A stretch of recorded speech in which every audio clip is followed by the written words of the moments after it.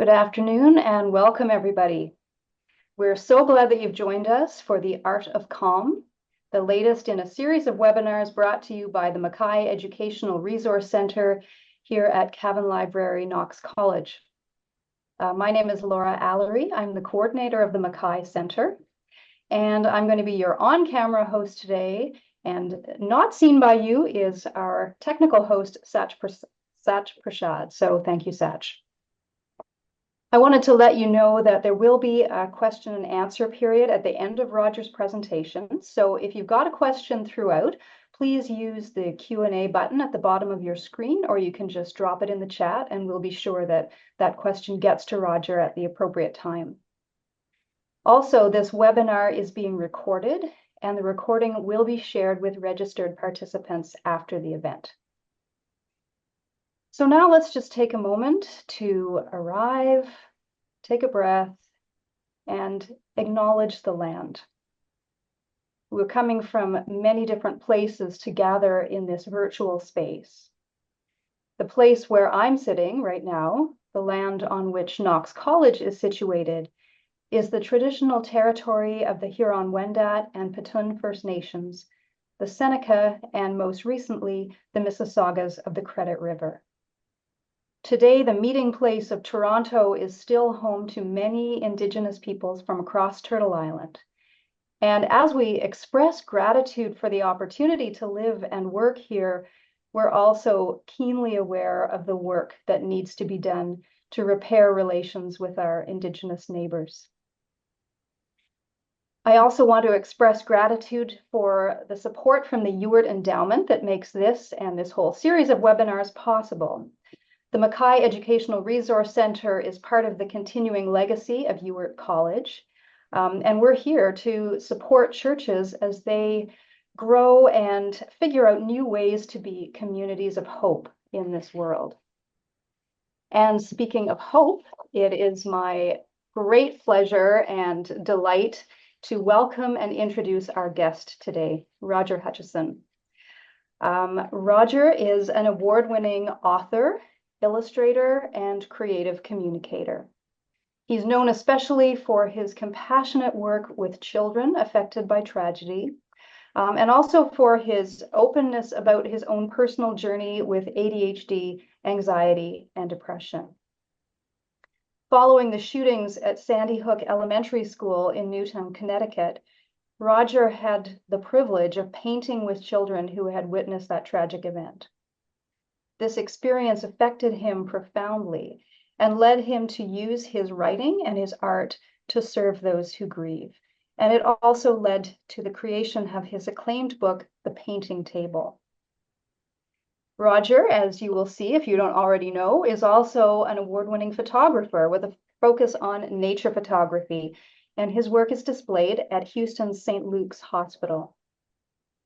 Roger serves as the Director of Children's and Youth Ministries at Palmer Memorial Episcopal Church in Houston, Texas. He is the author of 9 books, including The Painting Table, which I don't have right here. My favorite color is blue sometimes, which is a personal favorite of mine. And also Sparrow's Prayer. And I should tell you that this book, I don't know, Roger, whether you knew this when you wrote it, but it's now the first in, or it's going to be the first in a series, because there are 2 more coming out in 2026. So the response to Sparrow has been so great that there was demand for more. So I'm looking forward to those. And I'll also mention The Gift of Baptism, which is another picture book, but one of those picture books that appeals not only to children, but to all ages. Beautifully, beautifully illustrated by Claire Westwood. And that's coming out in January. So Roger, I can only imagine how excited you are about that. And then of course, today's focus, The Art of Calm. A very personal story, yet I think told in a way that invites the rest of us to find ourselves in it. I know that I certainly do. So Roger's work is very diverse, as you can hear, but in all of it, there's a theme emerging. He aims to use art, color, and language to bring love, healing, and hope to a world desperately in need of it. So, Roger, thank you for being here with us today, and I'm going to turn everything over to you now. Wonderful. Thank you, Laura, and thank you to Knox College and everybody who helped to make this happen. I also want to say thank you to those of you who have taken your time today to join in. Right off the bat, if you are in Canada, you're going to definitely notice my accent, my good old Southern accent. So hopefully that will keep you entertained if the presentation doesn't. Uh, I will also, I just want to recognize what you just did, um, praying for the land. I thought that was beautiful. Thank you for doing that. I would also say, pray for our country. We are in the midst of a wild time down here in the United States. And so I ask you to please keep us all in your prayers as well. All right. Well, I want to start by asking everybody just to take a deep breath.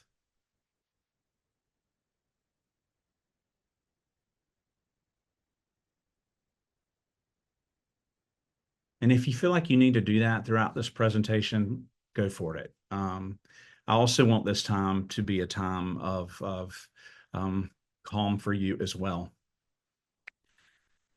So I'm going to, this is the opening slide of my presentation, The Art of Calm. And, but before I get going, I would like to just give a little more introduction just to say, again, my name is Roger Hutchison. I am married to Kristen, who is a teacher. She's a dyslexia specialist, reading specialist here in the Houston area. We have a 22-year-old daughter who lives at home, and as does her boyfriend. And we have two dogs. And so we must thrive in chaos. At least that's what I'm going to tell myself. So, but here we go. I want to just quickly sort of show you what I am going to be doing with this session. I'm going to tell you a little bit about my story. And as is all of our stories, mine is messy. And then I'm going to share about where the art of calm came into all of this, the book and the practice. I'm going to share some spiritual practices that I've discovered and I've experienced. And the final part of this is going to be learning to see or birds. So stay tuned for that. That's very much an important part of my story right now. My messy story. All right. So I tried to put pieces of my life up here on the screen for you to see. There I am in my Ernie and Bert looking turtleneck, probably in 1975 or so, 76. And that kid at that point had already started finding out some things about himself that it would take almost 50 years to figure out what was going on. So I will tell you more about that. The bottom left, you will see a table that is covered in paint. That is my grandmother's kitchen table. So when I was young, I would go visit with my grandmother who lived out in the country, didn't have much money, but was an artist with food. She grew it in her garden. It was the colors of the rainbow, green okra, red tomatoes, that were blessed by the blue skies in Louisiana and the yellow sun. And gathering around that table was Eucharistic in nature. We would gather around, we would hold hands, we would say prayers, and we would break bread together. So I would say that this might be my earliest memory of church.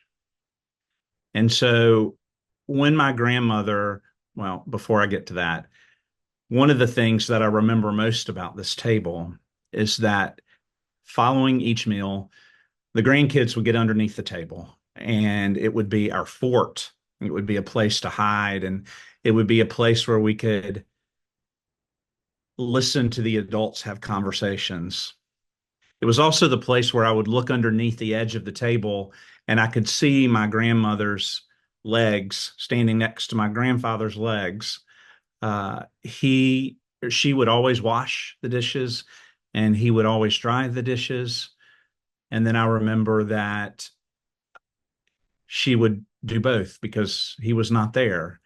And then I remember when she died and somebody else had to wash the dishes. So this table was precious to me, is precious to me, and it came to live in our house. Um, that's what I wanted from my grandmother, from her home, was this table.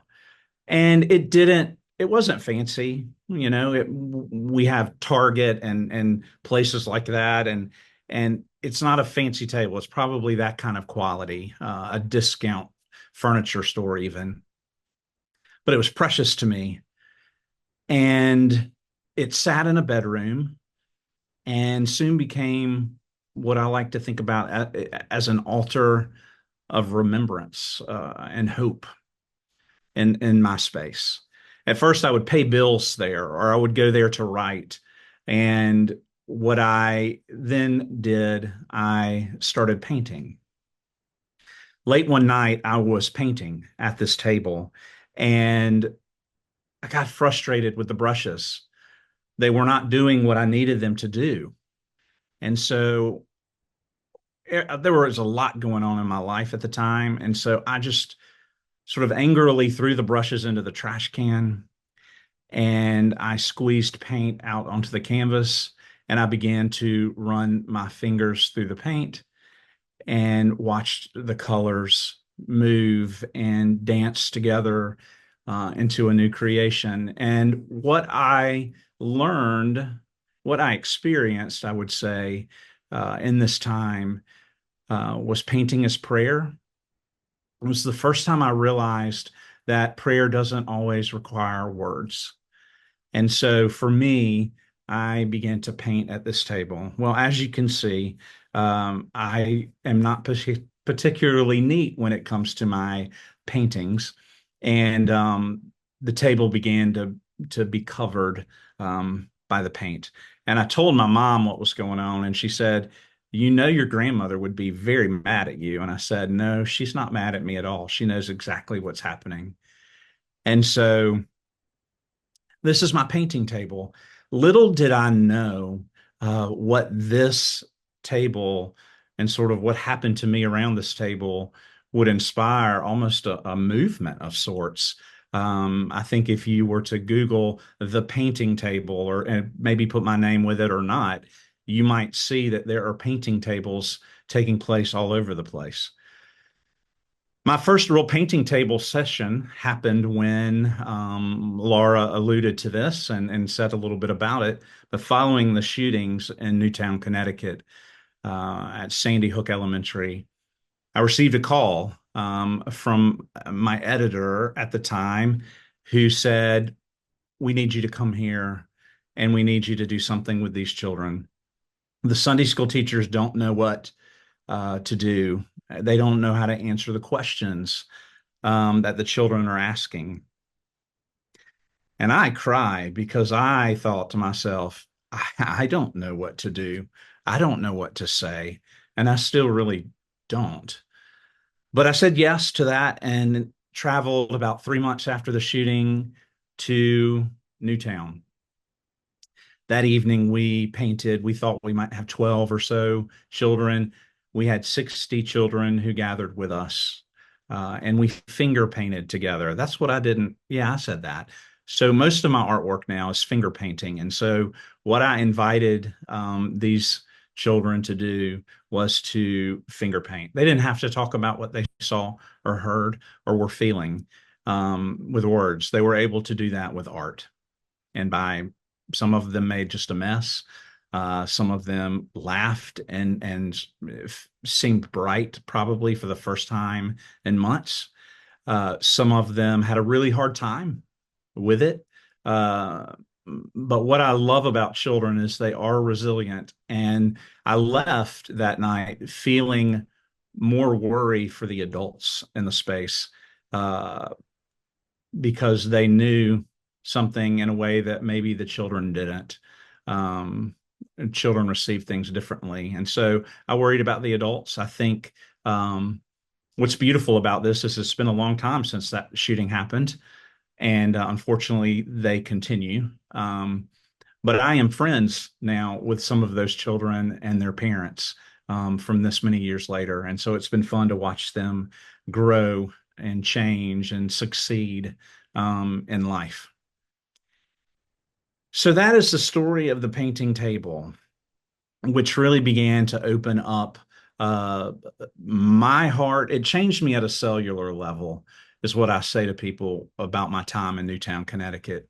Uh, which then, when I began to write and began to be published, I was sort of accidentally or not in my plan became this person who could talk about grief. Um, if any of you who are watching this actually really know me, you know that I can cry at the drop of a hat. I can cry if I see something that's so beautiful. I can cry. It doesn't take much. Um, I am no grief expert. So I share that with you just to say that, just like you, I am on a journey navigating this life. And I have experienced grief and will experience grief, and it doesn't go away.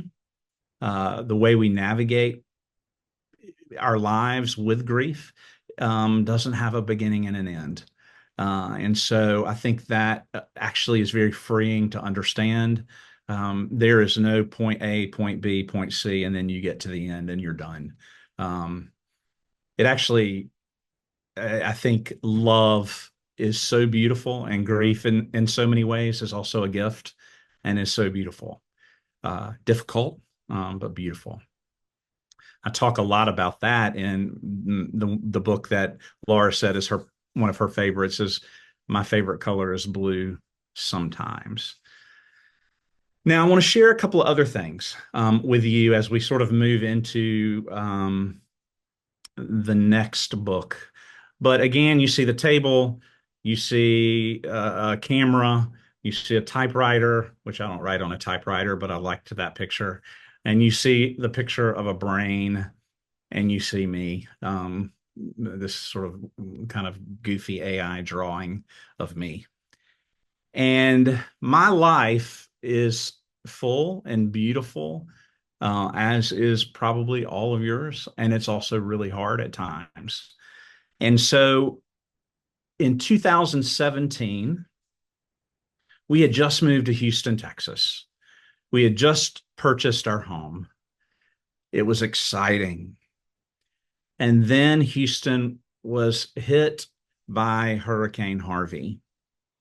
Not only was it hit by Hurricane Harvey just decided to take up residence for a few days over Houston and dumped more water on us than, I think it had ever happened. Thankfully, we had to evacuate. We had never been through anything like this. And thankfully, our home was okay. We didn't flood. And we thought we had skirted this pretty quickly without too much on us. Uh, what I didn't know about this wonderful place that I live is that the soil that Houston is built upon is not the best soil in the world. And so our home, probably 3 weeks after the storm, began to sink in the middle. Our foundation began to fail. And so we had door frames cracking. We had um, bricks on the outside of our house cracking. And it, um, so my foundation, our home's foundation, and my literal foundation failed. And one evening, um, I began to experience something that I didn't know what it was. And I'm going to share a little bit about that in just a minute. And so, to sort of summarize what happened to our home, we um, we ended up needing to spend probably $30,000 to have our home repaired. It wasn't covered by insurance. And I also am a helper and a server and a an emotional empath person. And so I jumped in to help others. And in the process, I didn't do much to help myself. And what happened then is I had a mental health crisis, mental health breakdown, uh, flamed out, whatever you want to call it. I broke wide open, and it was messy, and it was beautiful, and it was the worst thing that has ever happened to me. Yet, when asked today, or when people say, "I'm so sorry you had to go through that," I thank them for those kind words. And then I also share with them it was probably the best thing that ever happened to me because I learned so much. And for the first time, I could breathe. My soul could breathe. For some reason, it took that. So there's the setting. And I out of that, I started getting better. I started learning new ways to navigate a world with mental illness that the world isn't always friendly towards. And so I, I like to sort of describe it as a um, like a pit crew for a race car. I am no race car, but let's just go with it. And you have somebody who takes care of the tires, the engine, the gasoline, the whatever, the driver. And so I sort of gave in and discovered and figured out that I needed a pit crew. And I still have that pit crew today. And it requires that to keep this race car going. I am doing great these days. I will forever navigate life with anxiety and depression and ADHD. That was the other thing that happened when all of this was going on. I think sometimes the combination of ADHD, undiagnosed, um, with that, with panic, with anxiety, all of that beautiful mess can also create depression. And so I just have I was ripe for all of that. And but it also helps me to see the world in a beautiful way and navigate this world in a beautiful way. And so I decided I want to tell a story about what happened to me. Uh, Part of the reason I did it is because I share too much. If you follow me on social media, I share a lot. Uh, but I also think by being vulnerable about this helps others. I think that particularly men um, have a hard time talking about mental health. Um, I am a youth minister as well. That's what I do in my daily life. I am a Christian educator. We work with children and youth. And mental health doesn't just affect adults or teenagers, it also affects our children. And so some of the spiritual practices that I've learned, I use with my children here in our congregation, and it's breathing and it's listening and it's seeing instead of looking. There's a difference between looking and seeing. And so we do that. We always begin our time together by taking a deep breath, by talking about the importance of listening with our ears and listening with our hearts. And they now know, they just repeat that, and they know it. And my hope is if they go if they take anything, is that they can be safe and loved in this space, and to learn some skills how to navigate what can oftentimes be a difficult and challenging life. Beautiful and challenging, well, messy. And so out of that, I wrote a book, and it is called The Art of Calm, Spiritual Exercises for the Anxious Soul. And a very generous review from Kirkus Reviews and from my friend Tracy. Um, I am very honest and vulnerable and real in this book. There's some funny parts to this book. There's some really hard parts to this book. What I want to do just for the next few minutes is I'm going to read a portion of this book. But what I want to share with you is that is sort of the structure of the book. There are 31 chapters, but I would say it is, they're almost meditations in a way, short stories in a way, snapshots. So really, these chapters are about a page and a half, 2 pages long. And it begins with the title, and the first chapter is called Crash. And right under the title, there is what I sort of call a plea, a cry. And so it turns into a prayer. Christ be with me. Life is crashing down around me. Christ be with me. And that's how it starts. And I'm going to just read you just a little bit from the first chapter of the book. I was cold. Even with 6 blankets piled on me, I was shivering and could not get warm. I held the EMT's hand while in the ambulance. I worried that I was being too much trouble and kept apologizing.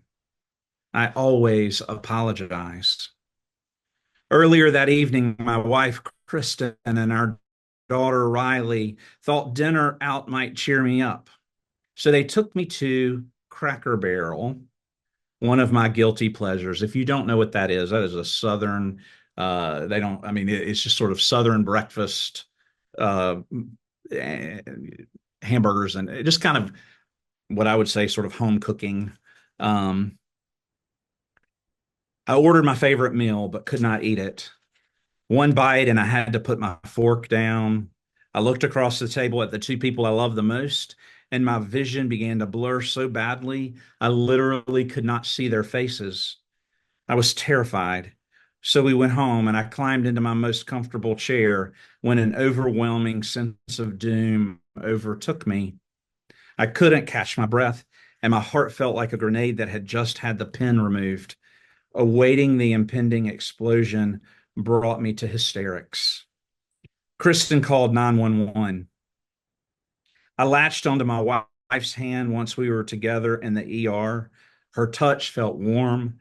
It felt safe. It felt familiar. I know her eyes. I observed them, and they looked tired, red around the edges. I was a boat filling with water, and she kept me from sinking. I was holding on for dear life and unsure if I would stay afloat. Kristen's worries for me and the countless other challenges we were facing, financial, parenting, work, and the daily barrage of hate-filled politics and division, had worn her down. It sounds extreme now, but at the time, she just wanted to all be over. The memory haunts her still. A couple of weeks before the night in the hospital, she thought the warm sunshine and fresh air might help my mood, and she needed a break. I started alone, made it as far as the bench across the street from our home, and frantically called her to come sit with me. I couldn't handle being by myself. She joined me, and like a young child, I put my head in her lap and began to cry. She remembers hearing a plane flying overhead and longed for it to crash into us. Death would be easier than this, she thought to herself. It was all too much. It is too much. Cold fluid from a clear bag filled my veins. I began to shiver. More blankets. I looked and smelled like a basket of dirty laundry. The sounds and sights of the emergency room plowed through my head like a train. My arms burned, my heart raced, and my vision was foggy. And I was trying to devise a way to tell my daughter that I was dying. I told Kristen I needed her to be in the room when we told our daughter I was dying. She just looked at me and then told me to close my eyes and get some rest. That's her way of telling me to shut the hell up. My head was telling me I was dying. My stomach was telling me I was dying. And WebMD was telling me I was dying. But I wasn't dying. I could feel my heart beating in my chest, ears, and toes. The echocardiogram showed that my heart was healthy. I even told Kristen that my pupils were different sizes and my arm hurt. God bless her. I've since learned that I was in the throes of a prolonged panic attack and I did not understand what was happening. It had taken control of my body, mind, and soul, and I had allowed it to do so. I have always been a worrier, my brain on spin cycle, fixated on the what ifs. I was spinning out of control, especially at night. So that is the hard part of the story. That's one of the hard parts, actually. That actually didn't take much work on my part. It just happened. Um, the hard work followed when I had to sort of realize what was going on with me. Um, and the last little part of this paragraph, it just says, or this chapter, um, let's see. The first nurse I encountered in the ER put another IV in my arm. It didn't feel right. And I told her it was hurting. When the area around the needle started filling with blood, I knew it was a blowout. Kristen felt my hand grab tighter as the tears rolled down my face. She patiently smiled at me. I never promised that making space for calm in your life wouldn't take significant work and emotional investment. Soul work is difficult work. Important work often is. It took years to look back at this traumatic night in an ambulance and the emergency room and not be triggered. Now, though, I can remember this moment in time as just that, a moment in time. I have a friend who sat with me during a panic attack that hit while I was in my office at work. I will never forget her words. Roger, just as I am sitting with you in this scary moment, you will one day sit with someone else who needs you. And she was right. So pull up a chair and let's sit together. You are not alone.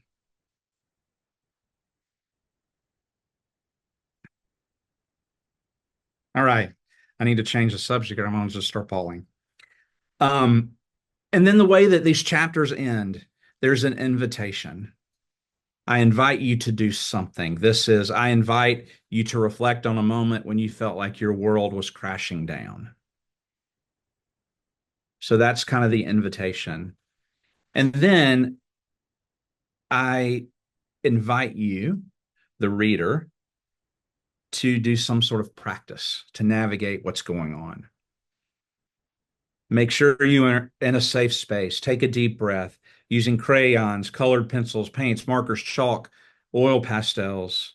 Create a visual response inspired by this challenging moment in your life. It can be a drawing or painting. You can doodle or make a collage. Choose your colors with this in mind.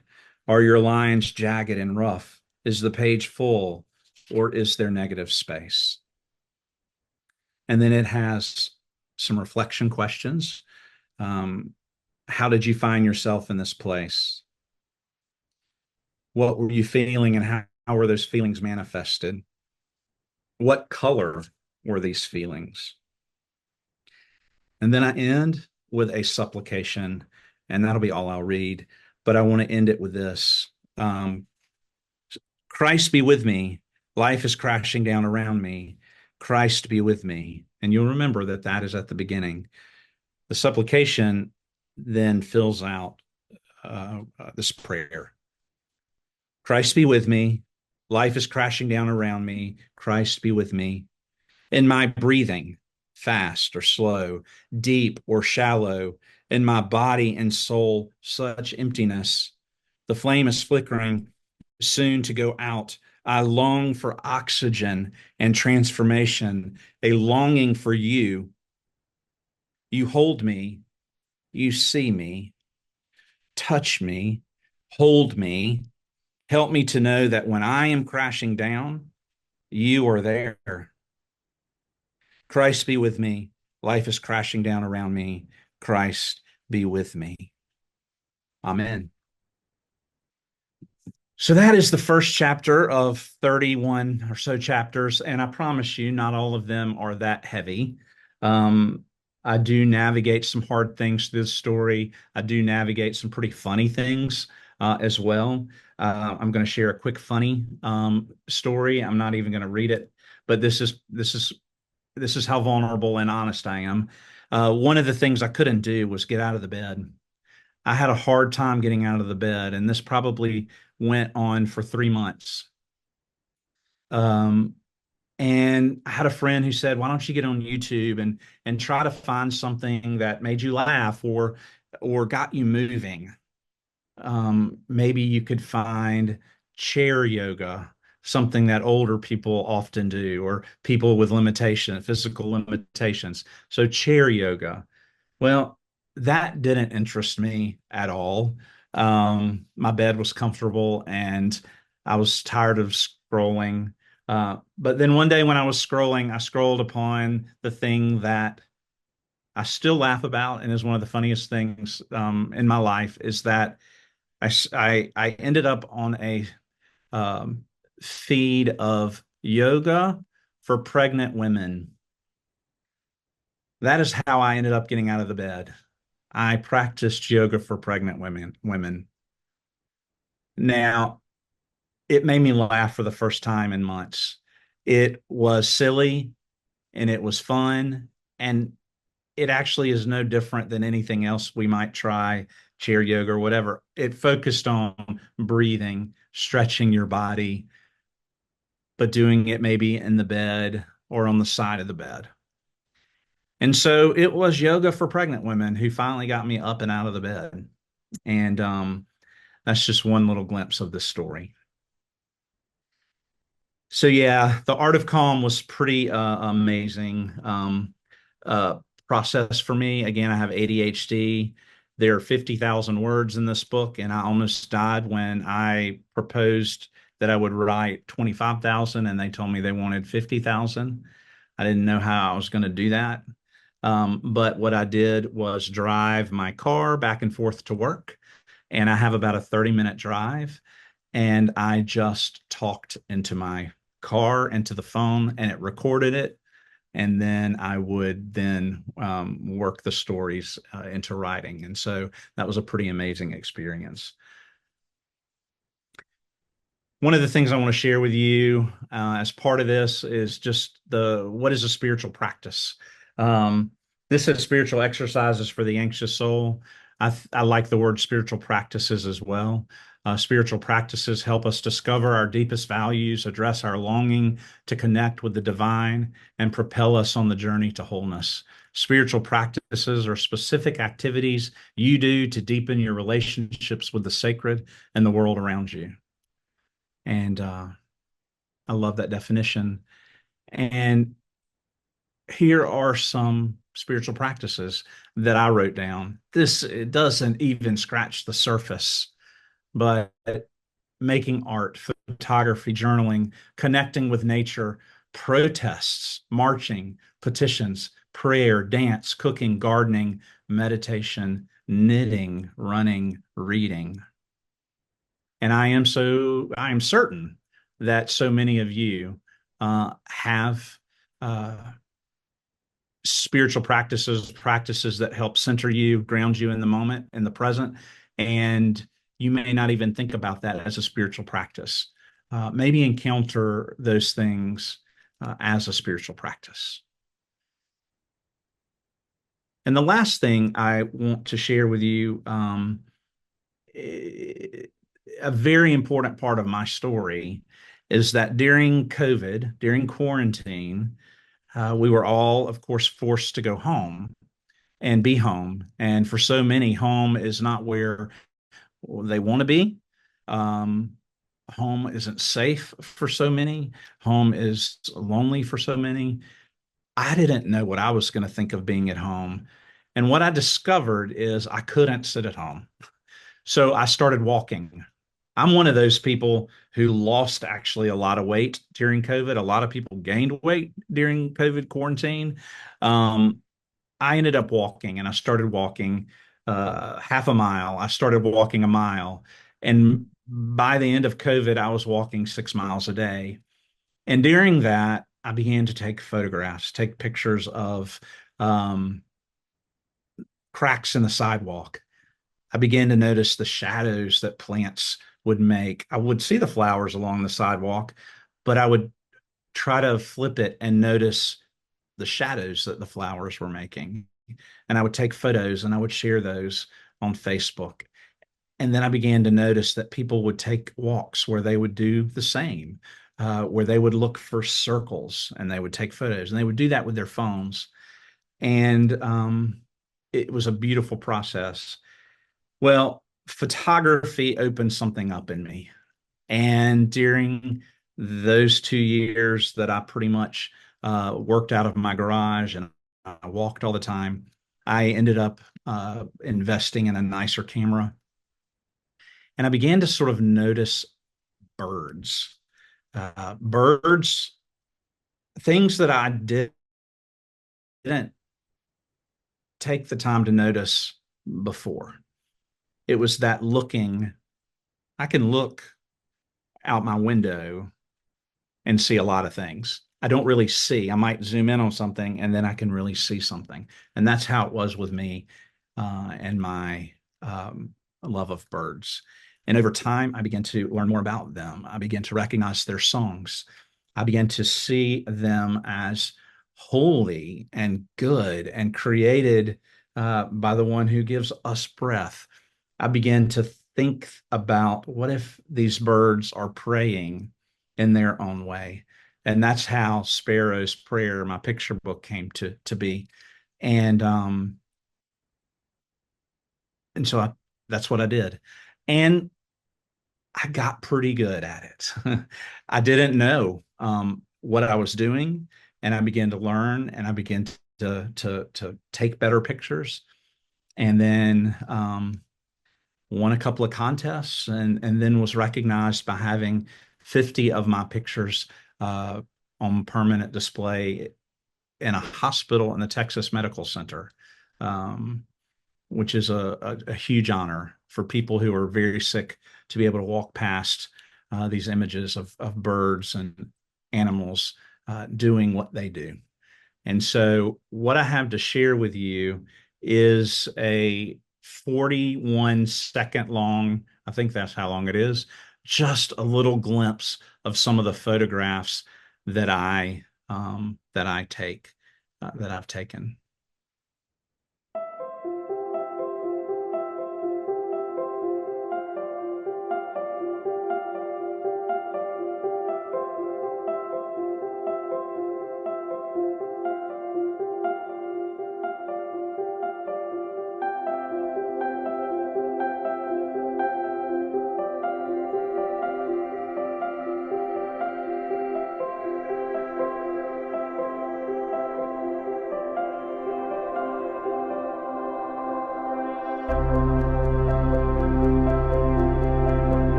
I'm going to go back just slightly if I can. I don't know if I can get to that last photo. No, it's not going to let me. That's okay. That last photo, see if I can get it. No, it's not going to let me. Is a bird with, this was one of those lucky moments where I took a photograph of a bird. I thought he was trying to catch a fish, and this frog jumped directly into his mouth. And I caught that image at that moment, which was amazing. All right. I am going to uh, stop talking and turn this over to Laura to help facilitate any questions that you might have. I would love to answer anything. Um, I'm pretty open. So if you haven't written a question or shared a question, feel free to do so in the chat, um, and I will do my best.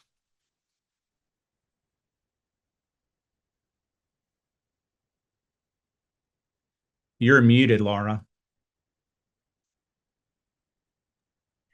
I think that's the first time I've actually done that. While people are thinking of questions, Roger, I just want to take the chance to thank you so much for your honesty, for your vulnerability, and for your time today. Um, I feel, and I've long thought this, but it came out more strongly today, that you have a sacramental view of the world, and you help other people see that. Um, and Thank you. that's a great gift. Um, Another thing that I wanted to mention, that I noted that a couple of times, at least twice, you used the phrase, "I didn't know what I was doing." And I thought, there's a practice right there, because you always did it anyway. And when I think about some of the things that have come out of it, they've been quite extraordinary. The photography, the grief work. Um, yeah. So the next time I think, I don't know what I'm doing, I, I will think of you. That's a practice, a spiritual practice. I love that. Yeah. Um, so I have a question. Okay.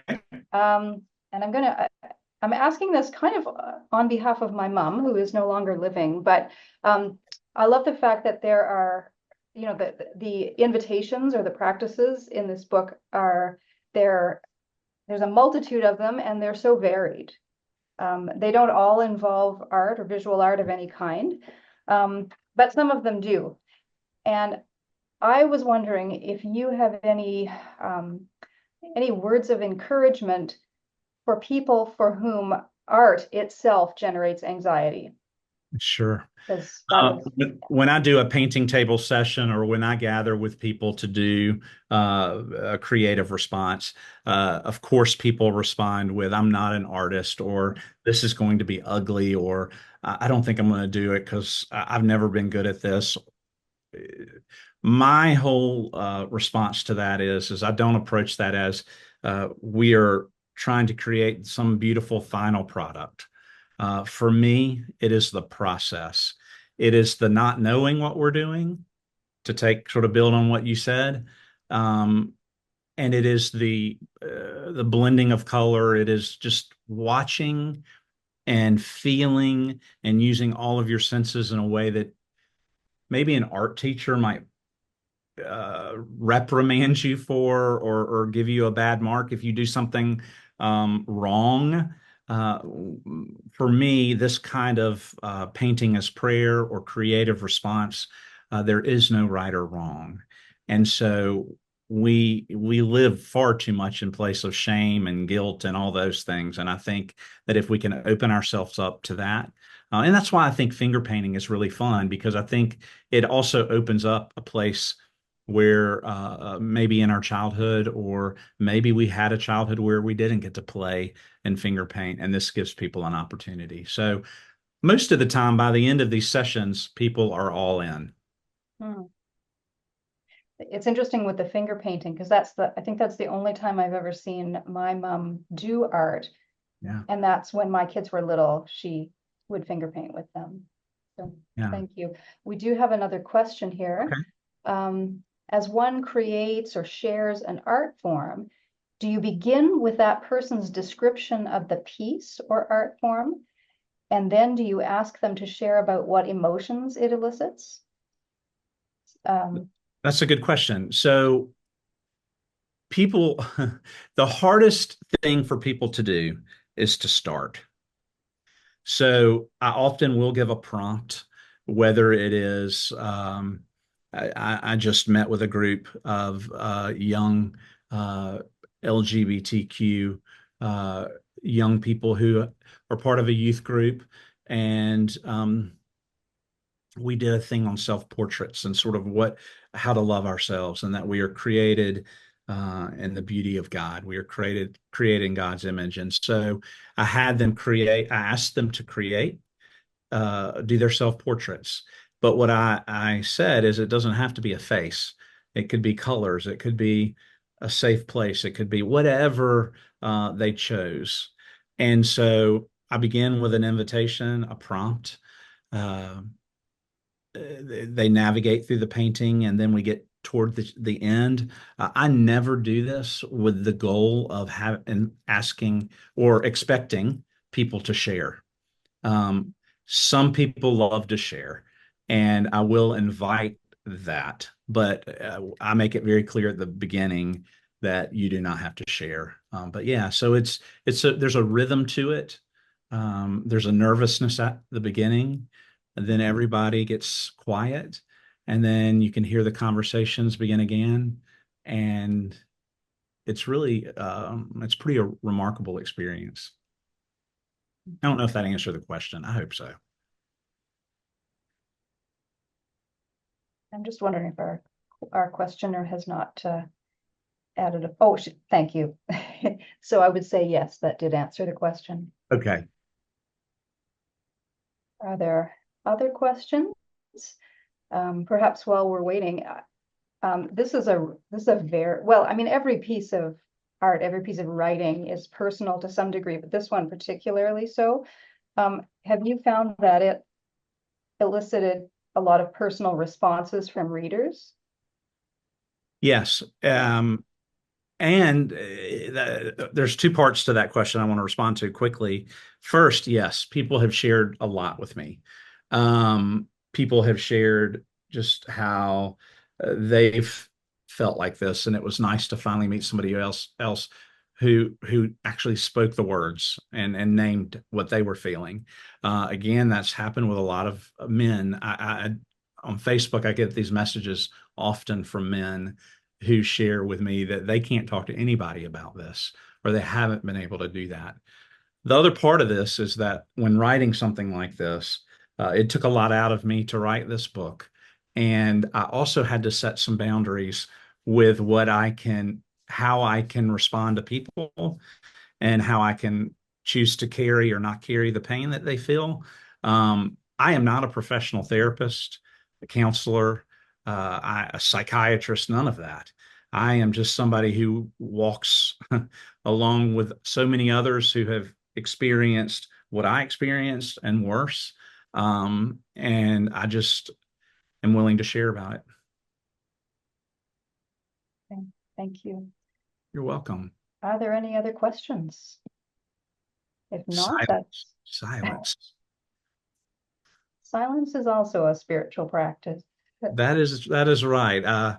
I will encourage folks, if you want to stay in touch with me, you're welcome to join me on any of these spots. I am one of those people who just hopped on Blue Sky, and it shut down today because so many people have been joining it. But it's pretty amazing. It's a happy, hopeful spot right now. And then on Instagram, I share a lot of photos of my birds and things like that. So Amazing photos.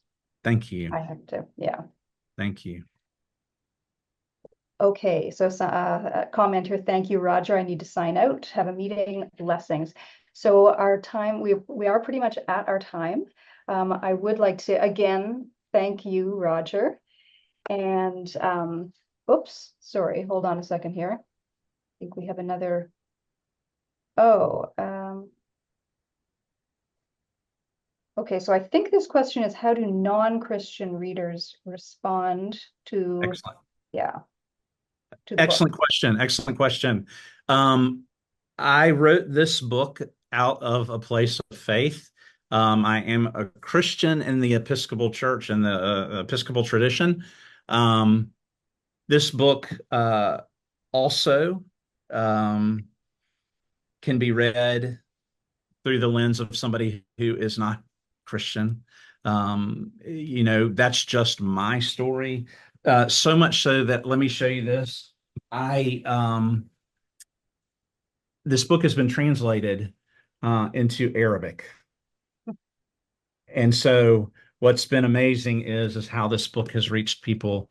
I speak out of my place of faith out of that, but I'm also real gentle with that and careful because I want this to help as many people as it can. Well, I think it already has and will continue to do so, Roger. So Thank thank you. you. Thank you so much. And thank you to everyone for joining us this afternoon, for taking your time to be here.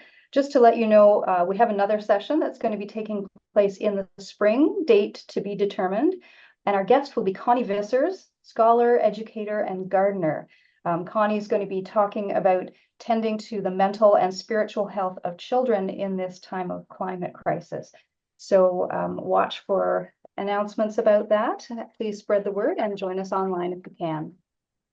Okay, good afternoon, everyone, and peace. Thank you.